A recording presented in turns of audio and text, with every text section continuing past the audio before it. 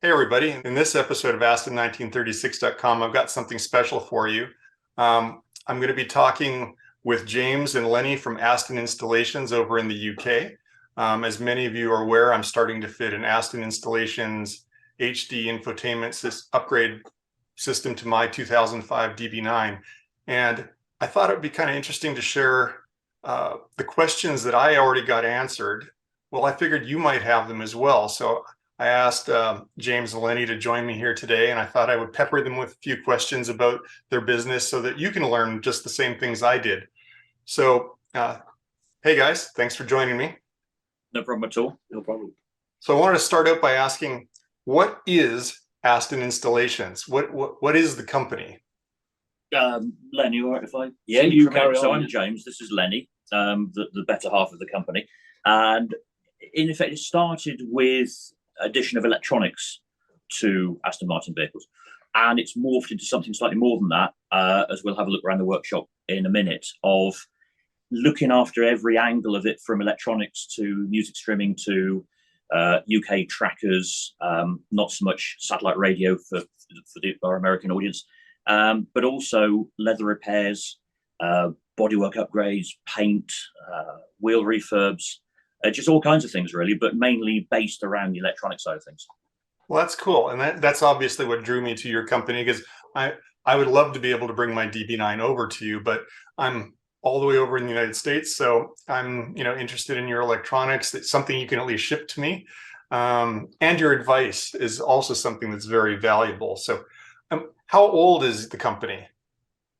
We started in July 2017, the pair of us, but I've been involved personally with Aston since 2006, I think, 7. And Len's been working on these vehicles for probably the last 10 years, I would think. We started in 2017, having known each other for many, many years, but really more Aston-centric at that time. And then 2018, after traveling around the country on the road a lot, we moved into our current premises here. Wow. So what was the inspiration to start the company? Was it you and Lenny got together over a couple of beers and went, hey man, we should do this for reals? Or, how did it go? Yes, that was the case almost. But we also found that we were traveling all sort of hours, hundreds and hundreds of miles per week. And we also worked out that between us, we were losing 4 days a week just traveling. So we chose to get this current industrial unit here, and it was a case of let's get it and see if they turn up, basically, or your customers will turn up, and they do. It was quite a nervy start, I must admit, because we, as Len said, we used to drive around to the main dealers or the customers and do work on the driveway, which isn't always practical. And all of a sudden, then it was the reverse of that. Would they come to us? So it was a bit of a nervy time, but indeed, we've probably been manic ever since. Yes. Well, that's the small business owner classic nightmare. I've lived through that scenario myself. If you build it, will they come? And, yes. And I'm here at your front door. Field of dreams. Field of dreams. So I understand, and I'm glad it's been a success for you. And I'm glad to be, that you're there for me, because it's giving me a solution for my car that I didn't really have one for. So I'm interested, it's not like you guys just buy parts and reship them. You guys actually build stuff. Do you make almost everything in-house right there? All the the harnesses and things like that? All the harnesses are bespoke to ourselves. They've been developed and designed as we've gone on, probably to make our lives easier more than anything else. And then people like yourselves across the world suddenly said, well, hang on a minute. Why can't I have that for my car? With lots of head scratching, I thought, well, okay, how do we do it? So bit by bit, we've designed and built all the cable harnesses bespoke to Aston, which is a plug and play modular setup. So if you just wanted a front camera, we could do that. If you just wanted a rear camera, we could do that. If you wanted CarPlay or Android Auto, we could do that. And then you could add on a rear camera or a front camera afterwards, all different things. So there's no one set kit. You just decide what you want, and then you can add to it afterwards if needs be.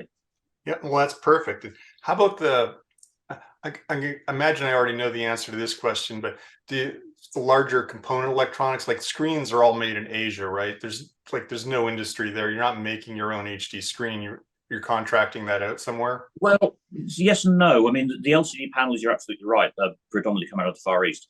The issue we had is that the way the navigation works, there isn't a screen manufacturer or driver that would talk to the Aston world. So that's all our own coding. And then we made our own circuit boards to work with the existing system to drive what we wanted to do. So it's our own circuit boards, our own coding, but an LCD panel from the Far East. But if you just bought the panel, it's not going to work in an Aston. Yeah, because honestly, what kind of got me interested in this question is I think somebody on one of the forums has found some Far East system that's generic, just a generic panel that looks kind of similar-ish. What they're trying to do is shoehorn it into their car. And I think they're about to unleash a whole can of whoop ass on themselves that, that they're going to run into so many roadblocks that you guys have already cured by development, and they're about to struggle through it all, where I don't really think they're making a smart decision. They're going to make themselves sort of a Frankenstein, where you guys have got a complete, a package that's built together now to work properly. And it's been happening for years. I mean, how long have you been shipping an HD upgrade kit? A couple of years now? Just 2 years, I think, and we've shipped 400 HD screens, I think. And anywhere from Australia, New Zealand, Taiwan, Vietnam, Singapore, Beijing, all across mainland Europe, into Norway, all across Canada and America. So we've done a few. Well, that's reaffirming for me, is that I'm not the first one. No, not in the slightest. No. And one of the things that I'm finding as I get ready to put my package in my car is that I don't think I need to be a rocket scientist to do it. I'm doing it as a DIY, and you guys have it really logically laid out in pieces, and hopefully the video series that I'm about to do will make it even clearer for anyone trying to do it on their own, because I'm doing it, like I do things as an engineer. It's going to be like chapter. Now we're going to put this screw in. I'm going to show you how to put this screw in. And so I think you can do it with actually kind of a low to a medium level of skills. You don't have to be a mechanic, to do this stuff. You have to be brave enough to, pull back some carpet and unplug some connectors and stuff like that. But I think that's within the skills of just about anyone if they follow along with the video series I'm about to do. That's the plan. I mean, Len has just explained your thinking or rationale behind the labeling and so on. Yes, well, it sort of came to pass that we had quite a number of units all over the world, and it sort of dawned on us that we need to simplify everything we've done, so it is simple as plug and play into the fuses, which I'm sure you'll cover, and everything is color coded and also labeled, because obviously I don't speak several languages. I can hardly speak English, let alone any other languages. So we have to cater for visual instructions as well as written ones as well. Yeah, cut the red wire, not the blue wire. That's all well and good, provided you're not colorblind. It's something like, is it being an engineer, Steve, black to red to black, and blue to bits? Well, I wanted to ask you, so is there a warranty with the unit? This is actually a question I haven't answered for myself yet. So do you offer a warranty with the system? Absolutely. So bare minimum of 2 years. What tends to happen, though, is we get very few problems apart from installation issues, which we try and answer the question as much as possible over video calls like this, emails, telephone calls with any one of us in the workshop. Once it's in, it tends to be pretty robust. And providing it's not being hammered around too much, then we look favorably on any problems at all, be it even 3, 4, 5 years down the line. Because if you're an Aston owner, you want to be looked after. As I've talked with other people in the industry, as I've done my Aston 1936 thing, and I mentioned Aston Installations, they all go, "Oh, those guys are great." I don't know if that's because you buy a round at the bar, or is it? It's just lots of money we pay to people to say nice Bribery. things. Bribery, that's the one, yeah. Yeah. Well, as fun as that is to say, you would never be able to have that reputation if you weren't doing good support. If you weren't there behind your product, people would go, yeah, they're nice guys, but the product's a little, whatever. But, since people just do glowing recommendations, and honestly, the way you've worked with me so cooperatively, it's your guys' personalities are fun, and, and you're very willing to give away your time, which is the most valuable thing we have. So I think that's one of the things that's really, helping with the support side of deals. We're very lucky to work with such a brand as Aston, and to have the people saying nice things about us is great. But we try and evangelize the brand as well, because we thoroughly enjoy working with the cars, driving them, meeting the people doing it. So we feel incumbent to look after our product, to work with Aston as much as possible, really, because we love the cars. Yeah, it shows completely. And if somebody needs some support, I can see support maybe coming in a couple of different flavors. They're having maybe a user error, where they don't know how to use their system yet, or there's a problem with their phone, or there's a problem with one of the components. Are you guys, what are your sort of support hours? Are people just supposed to give you a call, or how do you like to approach support? A lot of people email in for a start saying they've got a problem, and if we can answer it on an email, we'll do it quickly like that. But the other way we can do it, if the time zones don't work, Australia can be quite difficult, is if we know what the problem is, we can film a video of this is how to do it, or this is what goes on, or this is how this panel comes out, and send them the video as a front line to say, look, this is what to do for a start. We can obviously do a video call like this, which is very useful. The end result we've done on a couple of occasions where things have gone, this is some time ago, we've hopped on a plane and gone to fix it personally. Obviously, the pandemic stopped that perhaps. But it is the extent we go to. If I flew to Zurich for a day, to Switzerland, just to go and fix a problem. And then had to stay for an extra week just to make sure it worked out right. It would have been nice, but no. So Len's been out to Switzerland. We've been over to New York, Florida, Boston, Montreal, just traveling around, either talking to dealers or training people on what we do. We are proud of our product, and we love the brand. We want people to enjoy the brand and enjoy what we offer. So whatever we can do to make that happen, then we try and do it. Yeah, we don't get it right all the time, but we try our hardest. Well, awesome. I think that's what I want as a prospective buyer might be watching this video. That's what I think they're going to want to hear, is that even if there are problems, you guys are there and motivated to try and make it all work right for, their particular installation. Sure. Will you ship anywhere in the world? Are there places you don't ship product? We do ship everywhere. Given the current crisis in Russia and so on, we haven't been requested to ship anything out there, but we might have to do second thoughts about that place. Apart from that, we fight with customs all over the world. Vietnam and Malaysia, a little bit difficult to get kit into, but generally, we'll ship anywhere. And I know when I ordered my stuff from you, it came within a couple of days. It just was amazing, 2 or 3. I don't get stuff from the US sometimes as fast as I got my gear from you guys. So, so there wasn't like I ordered it, 3 weeks later it showed up. I think it was like 3 days later it showed up. We use DHL, and they are pretty good most everywhere. Awesome. Well, because people want that immediate satisfaction. I pay the money, send me the toy. And it was great that it came so quickly. So I'm interested to see around the place. Do you have any of the product out on display, James Lenny, that you could show me, or show us some of the shop or the assembly area? Absolutely. We'll take a walk around now. Cool. Where are we now? Cool. This is our reception area, but we've got a few things I'd like to show you about what we do.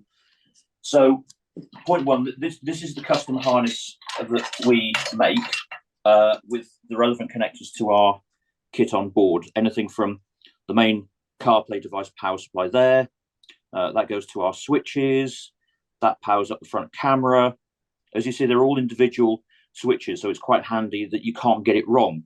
The only thing to note really is those two are the same. But if you look, you see the wiring there's earth on the top of that one, and there's earth on the bottom of that one. Now this is the front camera, and that's the rear camera. So if you get them back to front, it blows the fuse and won't work, and then you know you've got something wrong. And that's the feed up to our screen, which I'll show you in a minute, with feeds in for the cameras. And then we make from extension leads to what else have we got here? Do you custom make the fiber optic breakout cable as well? No, so these are one we buy in as a basic dumb gateway into the Aston Martin audio system, and we just then use our own switch harness to make it switch how we want it to do. Switch pack assembly, leave that one there. So on here, this is in effect our screen assembly. So this is the one that you've got in your car currently, like this. So we take that out, and this is our new assembly here. So what we're doing is, as part of the install, there's a ribbon cable that goes here, which connects between this bit here and that bit. So that's the original ribbon cable. We repurpose it with our own boards to be able to add in the front and rear cameras to it as well, and power supplies. So this is all the stuff we add into the car that you'll see in there. And that's then added to the existing system that is the existing Volvo-based frame unit mechanism. That's it, yeah. So we take it to pieces completely. Inside there is the gear mechanism and the motor drive. So we take all the cogs off, we redo the clutch mechanism in it, replace the cogs that commonly break, and that's all refurbished, and then put it all back together with a new screen with our boards in situ as well. On later model cars, they went to a different navigation system from Garmin. So we've got a plug and play harness that goes in to wherever the Garmin navigation module is. And that's then, again, custom made circuit boards to do our switching for front camera, rear camera, CarPlay, whichever it needs to be. That one is specifically for front camera only for later model cars with a haptic dash. So again, where's the cutover for later model? Is that around 2009 or 2012? Do you have a sense? So 04 to 12, or it's 11 model year, is all the Volvo based stuff, which is what I've got, which is what you've got. Late 2011, they came out with the Virage initially, and then it morphed in 2012 to Vantage Rapide, DB9, but that was sort of a Virage. Carried on with DB9 a bit later, and that went to the Garmin-based navigation, and that goes up to the end of 2015, and then they changed the dashboard to a one-piece haptic dash, as they called it. Yep. And that then uses a completely different system from a firm called Skyships, which it was one box for everything, did away with the CD changer, and lots of other electronic changes. So we can add CarPlay to that one as well, and we basically do a factory upgrade to AMI 3 for that one, and that's on, like I say, late model DB9 GT, Rapide S, Vantage V12. I think, is there any more? I think that's about it. Sounds pretty covered. I think, yeah. So that's about where we are. Down in knee height there, I see a completed control module, which I'm really interested in taking a close look at. Okay, so we 3D print a new profile in 2 sections, and then cover it in nice dolphin grey bridge of weir leather to make it look in keeping with the car. And that then allows us to put everything else in. Now, what we have to do as well is to put a small collar onto this power supply socket here, and then just bond it in, because on Vantages, this bit is housed in a plastic superstructure around the gear change, around the shifter. Right. And it's if we have it as a flush fit, it's slightly too deep. So we just needed to bring it out very slightly because this whole section is a lot deeper than the original. On the end of each one, we've allocated the holes and the pegs for it, so it's a straight swap. So you take the end cap off your existing one along with the lid, and this is a straight swap for what you've got ready to go back in the car again. And then we supply all this loose, so it's up to you if you want to position the switches any different place, or whichever way you want the buttons to go up and down, or on its side, or on the whichever face you want to do. So we allow you to do that. And then on the production ones, we've actually got a hole in here to allow the cable for this to come out. So I'll grab one of those in a second and show you. This is like a pre-production setup we've done. Got it. Yep. Here is one I made earlier. So as you see on this one, you've got the hole cut ready for the cable to go through, like that one. Cool. So that one is the MOS switch mounted where the camera switch was in the other unit. So if they weren't fitting with cameras, you could do an arrangement like that. That's it. That's it. And that has the glowing green cigarette lighter outlet, and you have a spacer on that one. Yes, indeed. Yep. And so that's only necessary to use the spacer on the Vantage. On the DB9, will I have to use that spacer? You could probably get away with it, but we send it with everything just in case. So if you wanted to, you can use it. It's up to you realistically to judge if you need to use it on your particular installation. Got it. Here we have ready modified screens. $1 million of inventory. It does get quite expensive to do, but we need the inventory to be able to do it. So the idea is that you can either order the equipment and we will send you everything ready to go, and then we have a core charge until we get your original screen back, because obviously we need a rolling aspect of these screens to come back in again to modify for the next line. Or you can take your screen out, send it to us, we modify it and send it back along with the rest of the kit. So whichever way you prefer to do it. Yeah, that makes a lot of sense. So you guys can keep, it's actually great that they don't go into the dumpster. You guys just keep turning them over and they get reutilized that way.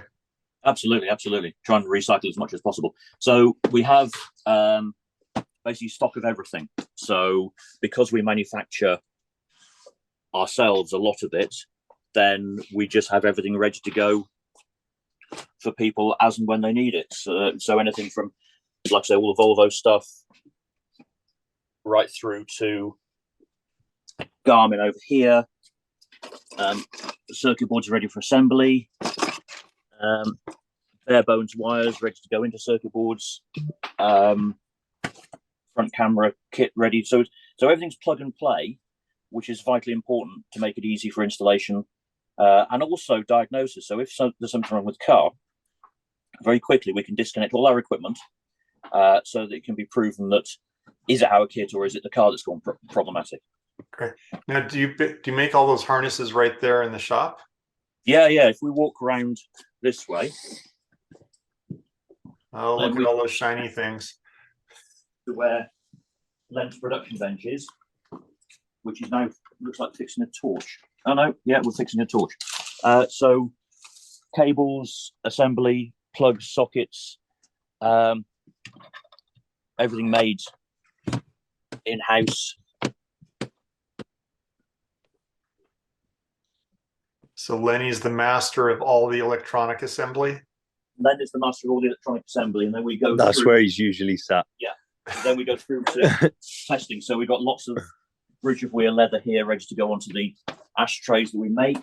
I'll walk along the sort of test bench at the moment. So this is our multitudinous test bench where we can plug almost anything in and make things work, from Garmin screen to testing the screens before they go out, testing the front cameras, moving on to the Mercedes-based systems. Sorry, it's a bit of a mess. And one thing I want to show you, Steve, very quickly. Not every Aston had a navigation system fitted. Some of the Asian market, Aston didn't do maps for them, so there was no point having navigation. So we thought, well, hang on a minute, stop people from having CarPlay. So we've mimicked the language coding that comes out of the navigation module, And now we can flick a switch, and hopefully that then will lift the screen to run our CarPlay system and or cameras with just a simple switch, which is not as easy as people think, because the way the motor drive works is via a coding from the navigation module. Now, you could agriculturally just put volts onto the motor drive here, but it means it's either up all the time or it's down all the time. Whereas the way we've done it, if you switch up the power like that and then turn the ignition off, it will drop the screen down again. Nice. And then when you turn the ignition back on again, it will lift up again as if it was a factory fitted unit. So I just wanted to mention that while we're walking around the workshop. So I wanted to ask you, James, if I was close enough to live somewhere within a couple of 100 miles of you, do I just call you up and I can come on by? Yeah, by all means. We welcome visitors in all the time. Happy to accept passing by, but ideally we'd like to know, just to make sure we've got enough cars in for people to have a look around at. So anybody passing by, we're more than welcome to come in. And how long is the queue if I wanted to buy a kit and schedule it to get it done by your team instead of me doing it myself? Is the queue pretty long? We're normally at about a 2-week lead time to get anything in. It can vary week by week. So the best thing to do is, like I say, drop us an email or call in, and we can certainly schedule stuff in as soon as we can. Obviously, if we're sending kit to you from wherever you are in the world, then we can do that relatively quickly. Once the order is received and paid for, we'll ship it the same day or the following day if we have to make something that's unusual. As we wrap up here, guys, I'm interested, if someone wants to reach out to you to get a kit for themselves, what's the next step for them? Email you, call you? What do you prefer? Ideally email, because then we've got a paper trail of everything, car type, age, and that sort of thing, and we can send an order form through. Email address, very easy, sales@AstonInstallations.com. All right, guys. Well, thanks for spending the time with me today. I'm looking forward to getting the install underway on my car, and I'm sure I'll be probably talking to you again as those videos come together. Thanks again for all your help today. No problem at all. No problem.